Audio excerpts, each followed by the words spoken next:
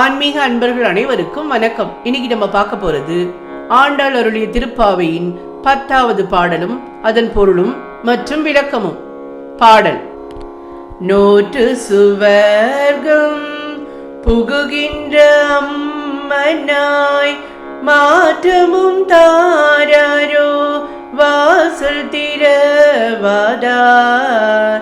நாற்ற துழாய் மூடி நாராயணன் நம்மாள் போற்ற பறை தரும் புண்ணிய நாள் பண்டொரு நாள் கூற்றத்தின் வாய் வீழ்ந்த கும்பகரணனும் தோற்றுமுனக்கே பெருந்துயில்தான் தந்தானோ ஆற்றனந்தல் உடையாய் அருங்கலமே தேற்றமாய் வந்து திரவிலோரும் பாவாய்.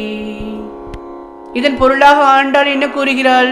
முற்பிறவியில் எம்பெருமான் நாராயணனை எண்ணி நோன்பிருந்ததன் பயனாக இப்போது சொர்க்கம் போல் சுகத்தை அனுபவிக்கின்ற பெண்ணே, உன் இல்லக்கதவை திறக்காவிட்டாலும் பரவாயில்லை, பேசவும் மாட்டாயோ?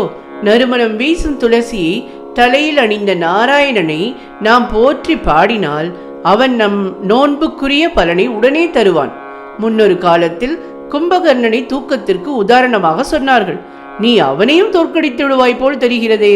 சோம்பலின் இருப்பிடமே, கிடைத்தற்கரிய அணிகலனே, தடுமாற்றம் இல்லாமல் உடனே கதவை திறந்து வெளியே வா என்று கூறுகிறாள். இதன் விளக்கம் என்னவென்றால், யாராவது நன்றாக தூங்கினால் சரியான கும்பகர்ணன் என்று சொல்வோம். இது ஆண்டாள் பல்லாயிரம் ஆண்டுகளுக்கு முன்பே சொன்ன ஜோக் என்பதை இந்த பாடல் தெளிவுபடுத்துகிறது. நகைச்சுவை உணர்வு ஆயுளை அதிகரிக்கும். வாய் விட்டு சிரித்தால் நோய் விட்டு போகும் என்பார்கள். ஆண்டாள் நமக்கு திருப்பாவையின் மூலம் ஆயுள் விருத்தியை தந்திருக்கிறாள். நன்றி, வணக்கம்.